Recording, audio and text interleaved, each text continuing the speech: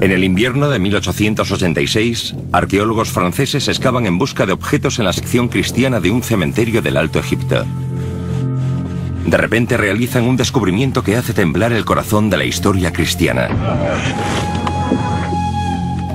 Lo que desentierran es la tumba por largo tiempo olvidada de un monje enterrado en el siglo VIII. Pero el verdadero hallazgo es lo que el monje se lleva con él al otro mundo. Por lo visto, los que enterraron al monje cogieron un librito de papiro y lo pusieron con el monje,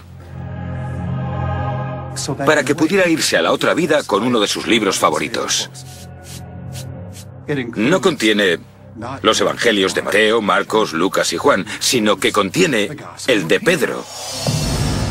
Por lo visto, el libro es un evangelio auténtico, un relato de primera mano de la vida de Jesús, aunque en el texto se afirma que quien lo ha escrito es el apóstol Pedro.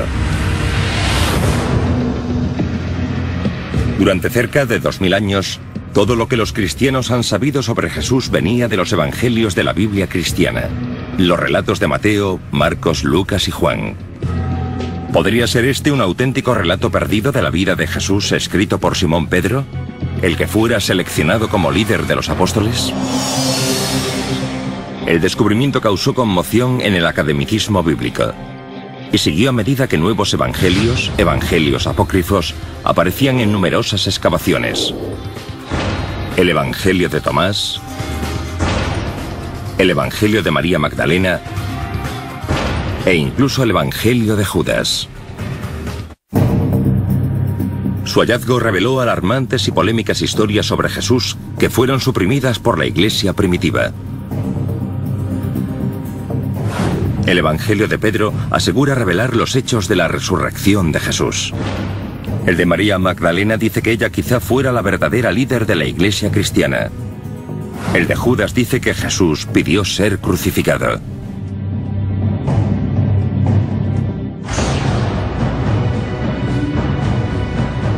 ¿Fueron prohibidos estos evangelios, relatos de primera mano sobre la vida y muerte de Jesús? Si lo fueron, ¿por qué desaparecieron? Mediante la aplicación de tecnología punta como el microscopio de electrones, la prueba del carbono 14, la paleografía y los últimos avances en arqueología, los expertos examinarán los evangelios apócrifos para determinar su edad, su origen y si contienen verdades olvidadas de la mayor fe del mundo.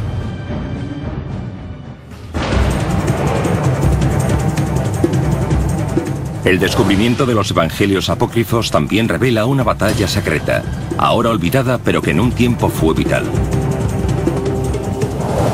Una batalla por el alma del cristianismo. Por un lado hay un grupo devoto que reivindica una relación directa y espiritual con Dios con una serie de evangelios propios.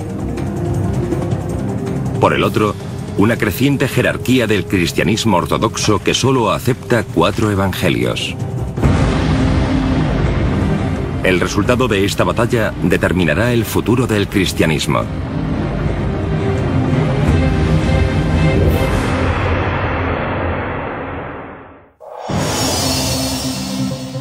Pero en los albores de la fe, no había ni evangelios ni Biblia cristiana. El cristianismo comienza en torno al año 30 después de Cristo, con un grupo de judíos que siguen las enseñanzas de Jesús de Nazaret. Contamos la historia a través de historias y así nació el movimiento en torno a Jesús. Los que rodeaban a Jesús, los pobres, los marginados, seguramente no supieran leer ni escribir, por lo tanto hacían lo que todos hacían: contar historias. Seguramente las personas hablaban entre ellas. ¿Conoces a Jesús? ¿Qué dijo cuando lo conociste? ¿Estabas cuando pasó caminando por la calle? ¿Recuerdas la historia? Lo que he oído es esto. Pasaron décadas antes de que se escribieran las historias de Jesús. Los estudiosos creen que el primer evangelio, el de Marcos, se escribió en torno al 70 después de Cristo, 40 años después de la muerte de Jesús. Pero este no era el único evangelio. En torno al año 200 después de Cristo no solo había los 4 evangelios, sino que puede que hubiera hasta 50. Con títulos como el Evangelio de Felipe, el de los Hebreos o el Apocalipsis de Pedro. Escritores antiguos mencionaron algunos de estos libros, pero estos evangelios estuvieron desaparecidos hasta fechas recientes. ¿Qué pasó con ellos? ¿Y por qué hoy en día solo hay 4 evangelios? La respuesta no tiene tanto que ver con la fe como con la política. La Biblia no cayó del cielo, sino que fue consensuada por pensadores cristianos que representaban un punto de vista particular. Lo sorprendente es que la Biblia cristiana, tal como la conocemos, no apareció realmente hasta pasados 300 años de la muerte de Jesús. Y el hombre que decidió su contenido tenía unas poderosas prioridades que poco tenían que ver con la religión.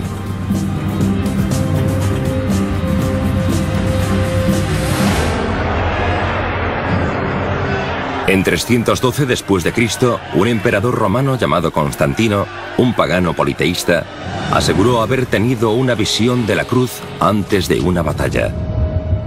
Tras vencer en la misma, se convirtió a la religión cristiana, la cual acabaría convirtiendo en la religión semioficial del Estado. Constantino quería aprovechar esta nueva religión para unificar un imperio romano que se estaba desintegrando.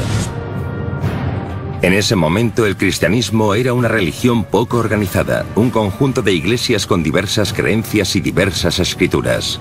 El emperador pretendía cambiar eso. Sin embargo, se dio cuenta de que esta gente no estaba muy bien organizada, y si algo sabían hacer los romanos era organizar las cosas.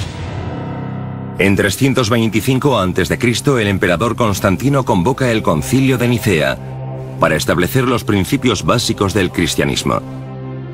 Reúne a los líderes eclesiásticos más poderosos del mundo para debatir la legalización de una religión cristiana formal. Una de las cosas interesantes que quedan claras es que sobre todo le interesa la unidad. Quiere que la religión cristiana aporte al imperio su base ideológica. La meta del Concilio de Constantino era unificar la fe, tanto en lo religioso como en lo político. Tras varias semanas de debate, los diferentes obispos y sacerdotes consensúan un conjunto de principios que unifican todo el cristianismo y colocan la religión bajo el control estricto del emperador. Entonces utilizó su autoridad para decir: bueno, chicos, se acabó. Las cosas cambiaron de forma drástica bajo el mandato de Constantino. Se produce una redefinición de cómo se va a entender a Dios. Dios es ahora el protector del Estado, que busca utilizar la religión para sus propios fines, para unificarlo todo, porque con mucha disensión no se puede gobernar. Constantino también unificó los evangelios cristianos y los limitó a los que él consideraba apropiados para la religión estatal. Aunque el Concilio de Nicea no estableció oficialmente el contenido de la Biblia cristiana, Constantino dejó claro cuáles eran los evangelios para él aceptables. Encargó la creación de 50 copias de la Biblia cristiana que contenían únicamente los evangelios de Mateo, Marcos, Lucas y Juan. ¿Qué pasó con los demás evangelios? En 382 después de Cristo, otro concilio eclesiástico prohibió su lectura a los cristianos. Bajo el reinado del emperador Teodosio, todos los demás evangelios fueron considerados heréticos y fueron prohibidos y enterrados. Se arrestó a sus propietarios y en ocasiones se les mató. Había muchos otros textos que muchos cristianos auténticos y creyentes amaban y que debieron de leerse durante mucho tiempo, hasta que salieron los obispos y dijeron: no debéis leer esto, sino que debéis leer esto otro. ¿Qué contenían estos evangelios apócrifos? ¿Qué los hacía tan amenazadores para tener que ser prohibidos o destruidos? Nadie lo supo durante casi 2000 años. Pero el Evangelio de Pedro apareció en el desierto egipcio en 1886. Otros asombrosos descubrimientos tuvieron lugar en el siglo XX. Los evangelios de Tomás, de María Magdalena y de Judas. Estos evangelios apócrifos ofrecen una visión muy diferente de Jesús. Un enfoque distinto de la espiritualidad. Y una versión perdida del cristianismo que antaño llegó a amenazar la mismísima fundación de la propia fe.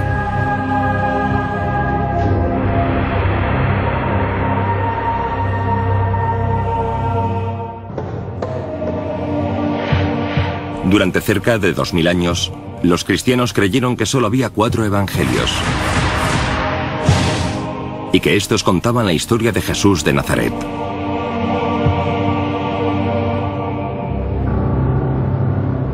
En 1886, el Evangelio apócrifo de Pedro fue el primero descubierto en siglos, lo cual sugería la existencia de una historia secreta de escrituras prohibidas. En 1945, un notable descubrimiento desenterró una voluminosa colección de evangelios apócrifos, que cambió para siempre la historia del cristianismo. En Egipto, cerca de una ciudad llamada Nag Hammadi, un campesino y sus compañeros encontraron una vasija de arcilla sellada, con un valioso contenido de 1800 años. La vasija contenía 52 textos diferentes, con títulos como los Hechos de Pedro, el Apocalipsis de Santiago y el Evangelio de Tomás. Estos eran auténticos evangelios apócrifos, mencionados por escritores antiguos, pero aparentemente enterrados después de que el emperador Constantino se consolidara en el poder en 325 después de Cristo. Hasta ahora habían permanecido en el terreno de la leyenda. Y quizá la más sorprendente de todas ellas fuera el Evangelio de Tomás. El Evangelio de Tomás es un documento fascinante. Se tradujo del griego al copto y contiene palabras de Jesús. Muchas de las cosas que contiene el Evangelio de Tomás se encuentran también en el Nuevo Testamento, con la salvedad de que el Evangelio de Tomás es un evangelio gnóstico. Los gnósticos eran una secta de los albores del cristianismo que ponía mucho énfasis en el misticismo y disentía de muchos de los preceptos de la incipiente jerarquía cristiana. Los gnósticos se salvaban por el conocimiento secreto. Eras un verdadero seguidor de Jesús si entendías ese conocimiento. Gnosis es una palabra griega que significa conocimiento y gnóstico significa el que sabe. Eran esencialmente místicos en muchos sentidos.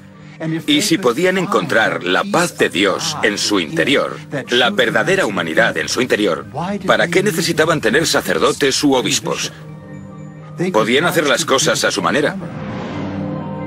En el Evangelio de Tomás, Jesús parece transmitir un extraño mensaje, una enseñanza secreta que es muy diferente de la que ofrecen los evangelios tradicionales.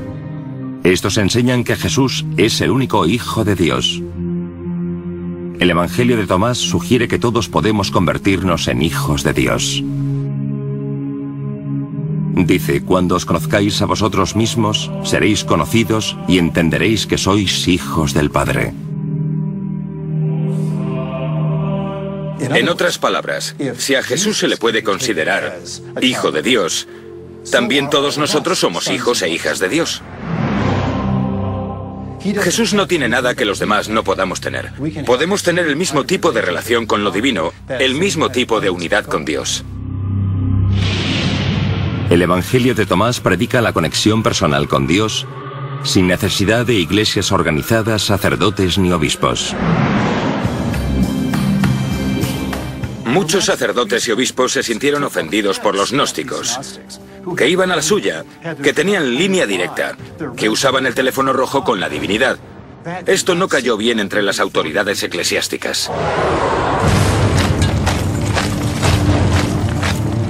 Puede que esa sea la razón por la que el Evangelio de Tomás fue considerado herético. La independencia de las creencias gnósticas socava la jerarquía eclesiástica. Los gnósticos creen que sus propios evangelios son tan válidos, si no más, que los de Mateo, Marcos, Lucas y Juan. En el caso del Evangelio de Tomás, puede que tuvieran razón. Cuando estos evangelios gnósticos fueron descubiertos en 1945, surgió un problema perturbador.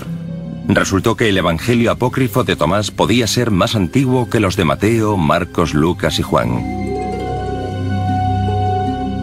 Hay un debate entre los estudiosos en lo concerniente a la fecha del Evangelio de Tomás. Lo que sí sabemos es que tenemos papiros muy antiguos en griego del Evangelio de Tomás. Y parece que ciertas partes de dicho evangelio son de épocas muy tempranas. De hecho, hay partes que puede que daten de los primeros días de la Iglesia.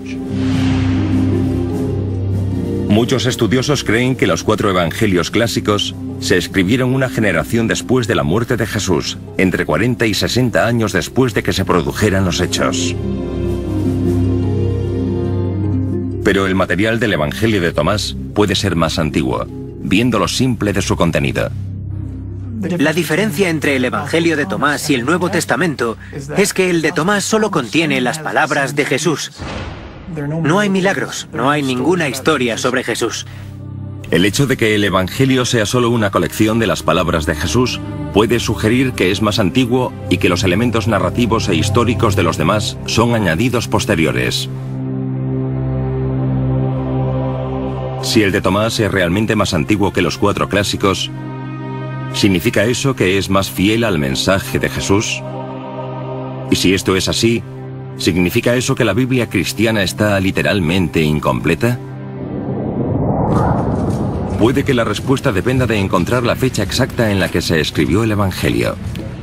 El Instituto de Conservación del Museo Smithsonian, o MCI, despliega un equipo de especialistas y científicos para extraer los secretos del antiguo documento. Lo que hacemos es lo que haría un detective. Nuestros científicos examinan el documento con diferentes instrumentos para entender en esencia qué es y de dónde procede. Los académicos buscan pistas de la edad de un evangelio en el papel y la tinta del documento.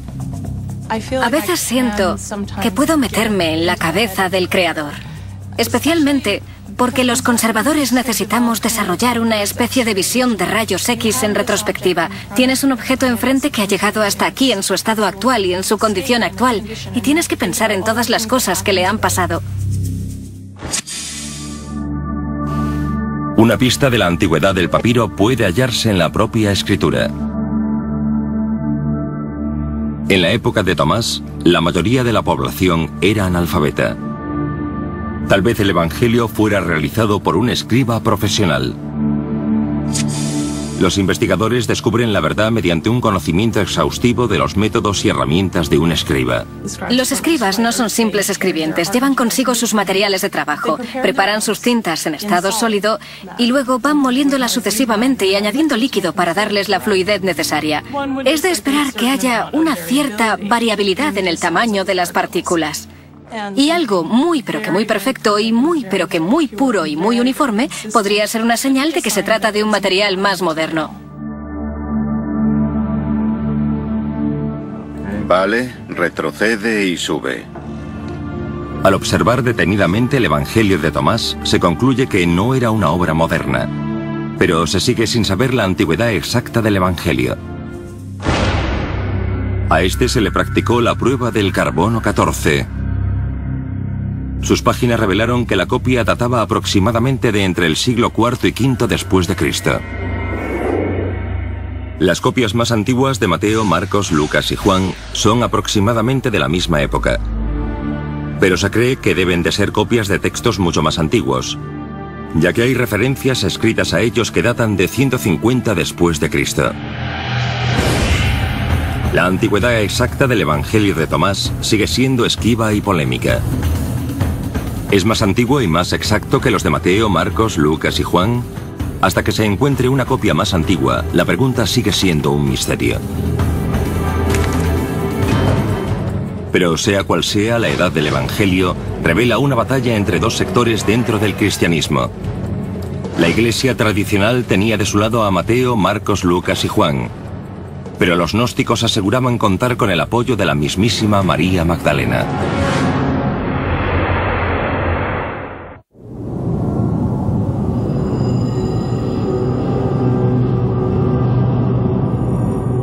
Los cristianos creyeron durante siglos que solo había 4 evangelios que revelaban la vida y el mensaje de Jesús.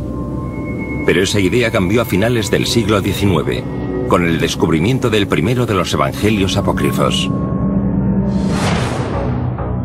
De entre estas escrituras olvidadas, una de las más convincentes se descubrió en Egipto en 1896.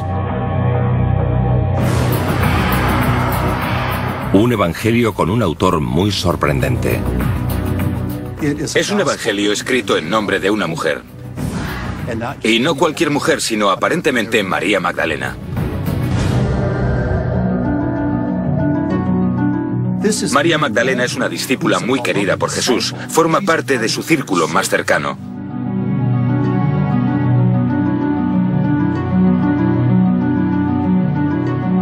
Tan solo han sobrevivido unos pocos fragmentos, pero dejan bien claro el verdadero papel de su autora.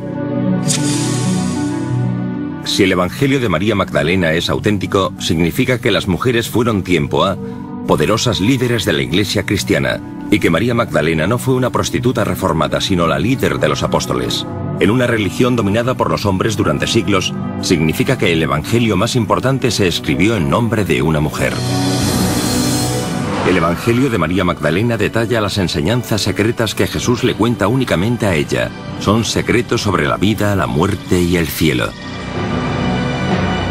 En este Evangelio, Jesús le revela a María Magdalena ciertas cosas sobre la vida en el más allá expresadas en términos típicamente gnósticos.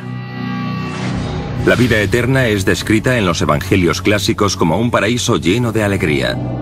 Pero en el de María Magdalena, la vida eterna implica un extraño viaje del alma tras la muerte, en el cual la persona muerta encuentra seres angelicales y demoníacos en su camino hacia el cielo. Jesús le revela únicamente a ella este viaje secreto del alma.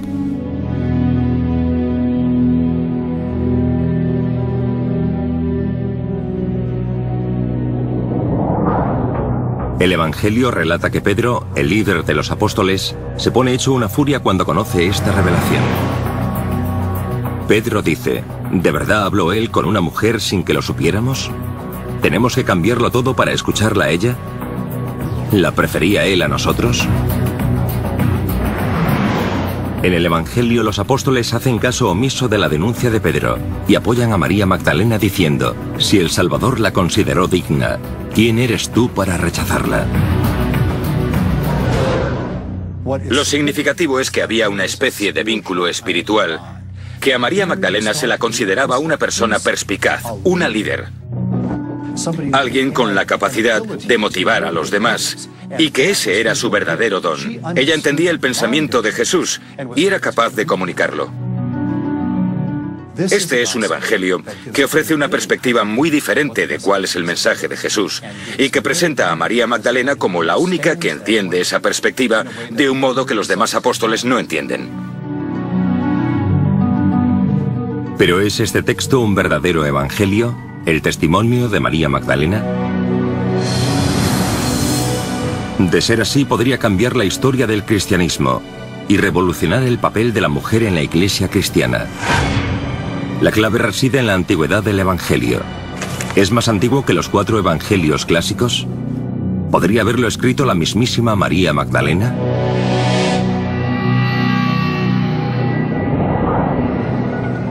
El Evangelio de María Magdalena se descubrió en 1896 en Akhmim, Egipto. La prueba del carbono 14 revela que este texto fue copiado a mano en el siglo V. Pero con el paso de los años, fragmentos de su Evangelio han aparecido en otras partes de Egipto y son mucho más antiguos. Los últimos avances tecnológicos pueden ayudar a clarificar la antigüedad exacta de incluso fragmentos minúsculos de un texto antiguo. El uso de un microscopio en 3 dimensiones permite a los científicos centrarse en los detalles que ofrecen pistas sobre su antigüedad. A este nivel de detalle, una muestra moderna de papiro no se parece para nada a un texto antiguo. Si esto tuviera 2000 años de antigüedad, la superficie no estaría tan brillante. Sería más mate porque las fibras estarían desgastadas y crearían una especie de pelusa en la superficie, casi como una gamuza. Este tipo de pruebas aporta una fecha muy precisa para los fragmentos más antiguos del Evangelio de María Magdalena. Se escribieron aproximadamente en 200 después de Cristo. El lenguaje y el vocabulario también sugieren que se escribió en el siglo II y no en tiempos de Jesús. Por tanto, es muy improbable que María Magdalena escribiera el Evangelio que lleva su nombre. La mayor parte de los estudiosos creen que lo creó en el siglo II una cristiana gnóstica que quería reflejar la autoridad de la apóstol. Desconocemos quién fue el autor, pero es fácil imaginar que detrás hay una voz femenina y que se ofrece una perspectiva femenina. Y puede que suponga el escuchar por fin una voz sofocada en los demás evangelios. Lo que quizás sea más importante es que el Evangelio de María Magdalena revela una lucha de poder por el papel de la mujer en los albores de la Iglesia. La idea del liderazgo de las mujeres es un tema de estudio interesante en la historia del cristianismo. El Evangelio de María Magdalena da testimonio de eso. El hecho de que María Magdalena sea mujer y líder es un concepto revolucionario en los albores de la Iglesia. El hecho de que pueda haber un evangelio de María Magdalena indica que es verdad que había gente, como los gnósticos, mucho más abiertos a la inclusión de las mujeres como miembros de pleno derecho de la comunidad. De hecho, algunas de las personas de la emergente Iglesia Ortodoxa se quejaron al respecto. ¿Queréis decir que hay mujeres que administran los sacramentos? ¿Que hay mujeres ordenadas entre los gnósticos? ¡Qué vergüenza! Pero a los gnósticos no les da vergüenza. Por tanto, que haya un texto como el Evangelio de María Magdalena concuerda perfectamente con el punto de vista gnóstico. En 1886, arqueólogos franceses que trabajaban en Egipto desenterraron una antigua tumba cristiana con un tesoro extraordinario. Las manos de un monje del siglo VIII aferraban el libro llamado Evangelio de Pedro. Fue uno de los primeros evangelios apócrifos que se descubrieron. ¿Podría ser un auténtico relato apócrifo de la vida de Jesús escrito por Simón Pedro, el que fuera líder de los apóstoles? De ser así, cambiaría la historia del cristianismo, puesto que el Evangelio de Pedro nos cuenta una versión muy diferente de la vida de Jesús. Lo que tenemos es algo muy valioso y muy emocionante. Es una historia temprana, pero alternativa.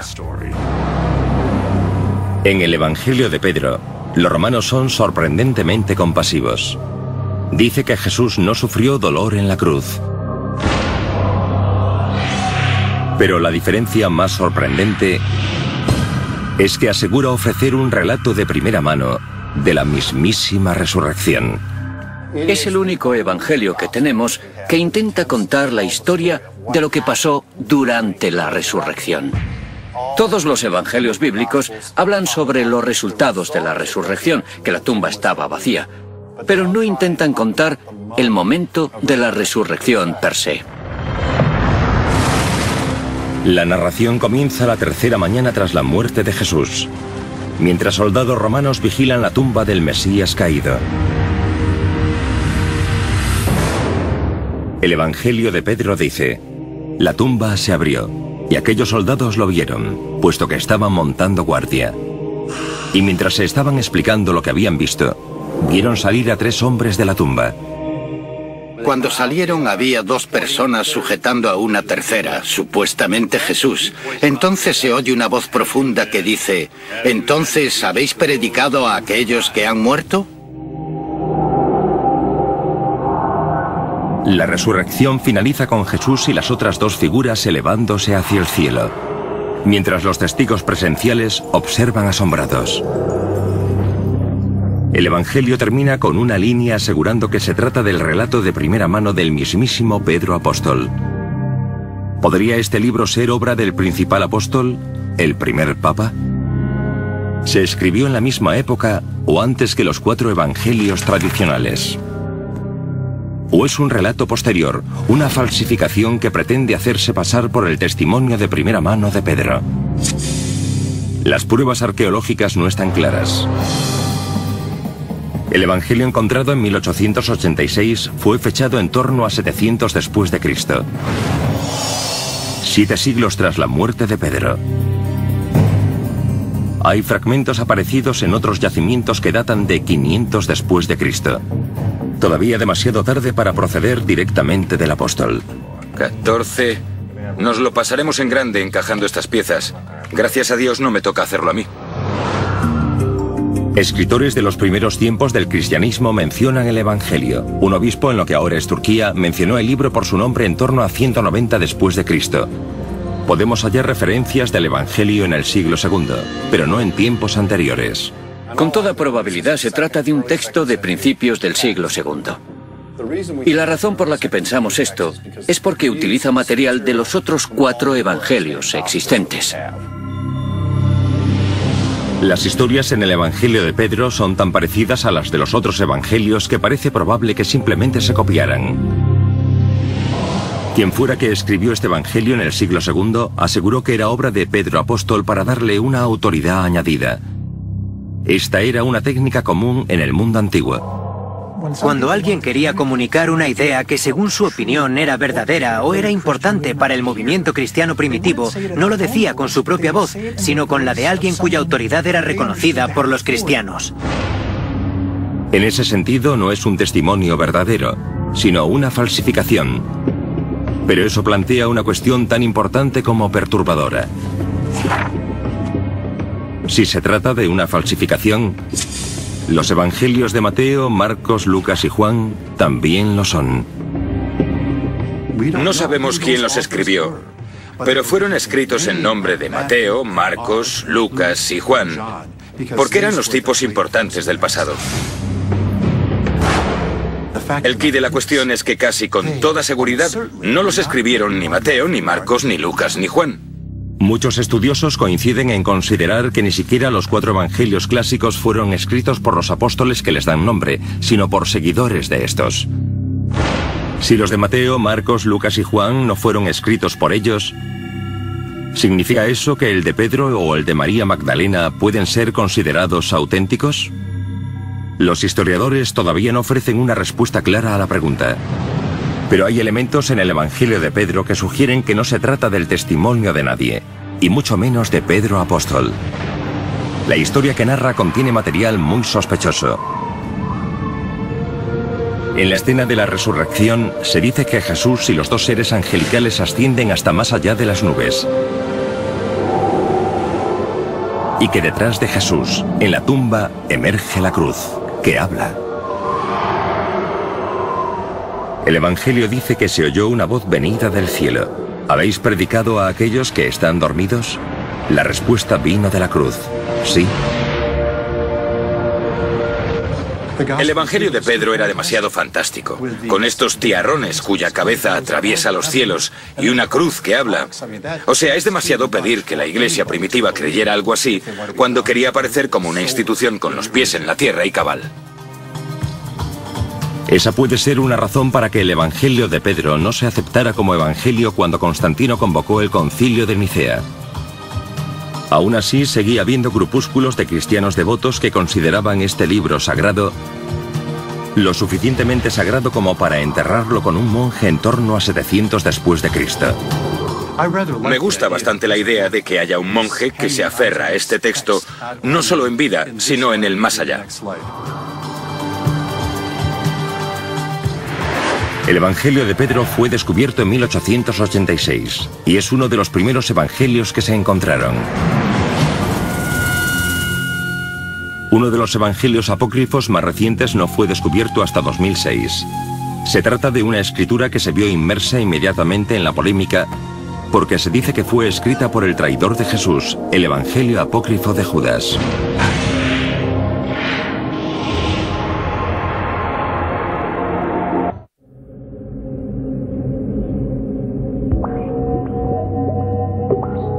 El descubrimiento de los evangelios apócrifos en el siglo XX cambió nuestra manera de entender la historia cristiana.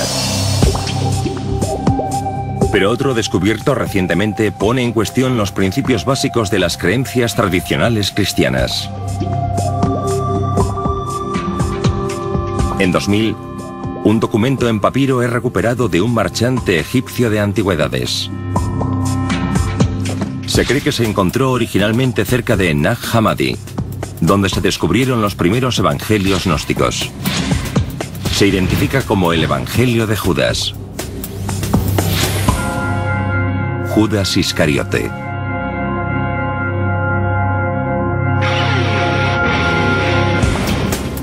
Cuando se publicó se le dio mucho bombo a la idea de que Judas era un héroe, que pasaba de ser el traidor de Jesús, como aparece en los evangelios bíblicos, a ser elevado a los cielos porque simplemente ejecutó la voluntad de Dios. En la versión tradicional cristiana de la crucifixión, Judas entrega a Jesús a los romanos y es despreciado como un villano. Pero en este evangelio la historia de traición da un giro para convertirse en una historia de sacrificio personal. Jesús reconoce a Judas como el más sabio de los apóstoles. Todo trata de la relación entre Jesús y Judas. A Judas se le considera un discípulo muy especial.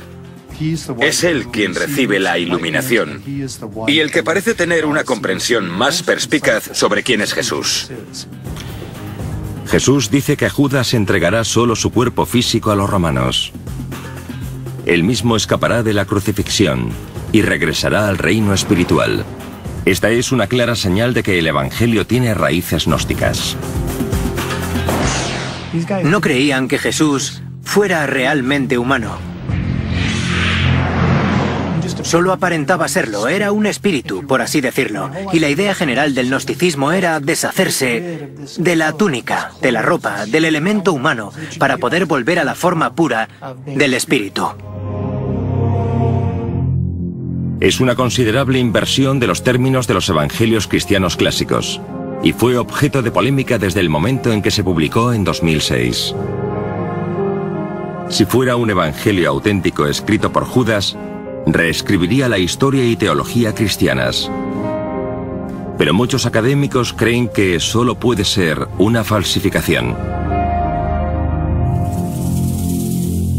La idea de un evangelio de Judas Iscariote es tan provocativa que mucha gente se ha preguntado, ¿podría ser que esto fuera una falsificación? Teóricamente, una persona con un retorcido sentido del humor o con ganas de engañar al mundo entero podría coger un papiro viejo y escribir un texto con el que reírse de todo el mundo. El evangelio de Judas fue objeto de una investigación que duró semanas. A pesar de su origen poco común, los expertos determinaron que no era una falsificación, aunque no fuera tan antiguo como los evangelios clásicos. Los académicos creen que el evangelio de Judas se escribió entre 280 y 330 después de Cristo, casi 300 años tras la muerte de Judas. No es claramente un testimonio de primera mano, y se escribió más tarde que los 4 evangelios clásicos, que datan del siglo II.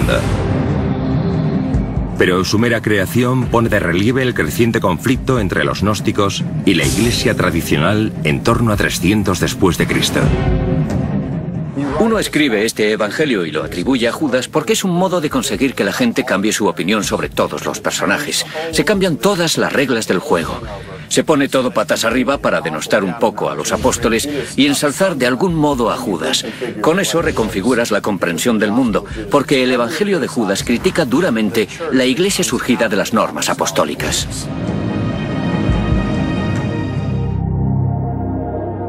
Ellos creían realmente que tenían algo en su interior que les facilitaba un acceso directo a la divinidad. Verdaderamente no tenían ninguna necesidad de sacerdotes y obispos. No tenían por qué obedecer a ese tipo de autoridad. Pero el énfasis de los gnósticos en el misticismo y en la revelación personal quizá condujera a su disolución. En lugar de construir una comunidad y ganar adeptos, el selecto círculo místico de los gnósticos empezó a perder influencia política. Mientras tanto, la emergente jerarquía católica estaba atrayendo la atención de los políticos romanos. Con el concilio de Nicea en 325, Constantino consolidó las bases del poder de los obispos más ortodoxos y su jerarquía.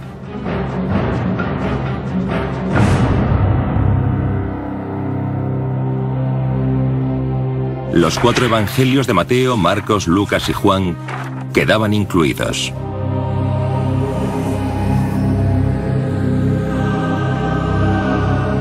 Los evangelios gnósticos quedaban fuera. Al menos oficialmente. Es importante tener presente que aunque estos otros evangelios no estén en el Nuevo Testamento, la gente los leyó y les tuvo cariño durante mucho tiempo. ¿Pero qué dice esta evolución histórica del Nuevo Testamento acerca de la legitimidad de los evangelios apócrifos? El estudio de los evangelios apócrifos fue fascinante. Nos ayudan a entender las tensiones culturales por las que atravesaba el cristianismo y cómo las enfrentaron. Es bastante fascinante imaginar qué podría haber pasado en Nicea y después de ella si una perspectiva gnóstica hubiera salido victoriosa. Imagino que la motivación para ser seguidor de Jesús habría tenido un componente más místico, más de reflexión interior. Habría sido una iglesia muy diferente, con características diferentes y un cariz más místico. Pero los gnósticos no salieron victoriosos de Nicea. Y en algún sitio de un monasterio del desierto de Egipto, un grupo de monjes gnósticos debieron de preocuparse por el destino de sus amados evangelios. Supongo que amarían este tipo de literatura hasta el fatídico día que el arzobispo Atanasio de Alejandría anunció a todos los monjes que ya era hora de deshacerse de los libros heréticos y empezar a leer los textos bíblicos. Quizá con un gran dolor de corazón los monjes sacaran estos valiosos libros de la biblioteca de Nag Hammadi, pero no podían destruirlos. Por tanto, los escondieron en una vasija en la que se preservarían para siempre o casi para siempre, al menos hasta que conseguimos encontrarlos en nuestra época y volverlos a leer. Durante milenios, la Santa Biblia con los 4 evangelios del Nuevo Testamento se ha esgrimido como la verdadera historia de Jesús. Algunos piensan que los evangelios apócrifos revelan el camino que no tomó el cristianismo. Otros creen que ese camino no se tomó por un motivo. Se dice que a veces la historia la escriben los vencedores. Y la idea es que ahora pueden hablar los perdedores. Es valioso escuchar a los perdedores, pero también hay que decir que a veces los vencedores merecen vencer. Siglos después de que fueran enterrados en la arena del desierto, los evangelios apócrifos siguen levantando polémica. Quizás este hecho sea un testimonio del poder de la palabra escrita para la transmisión de la fe, la esperanza y el misterio a lo largo de los siglos y en todo el mundo.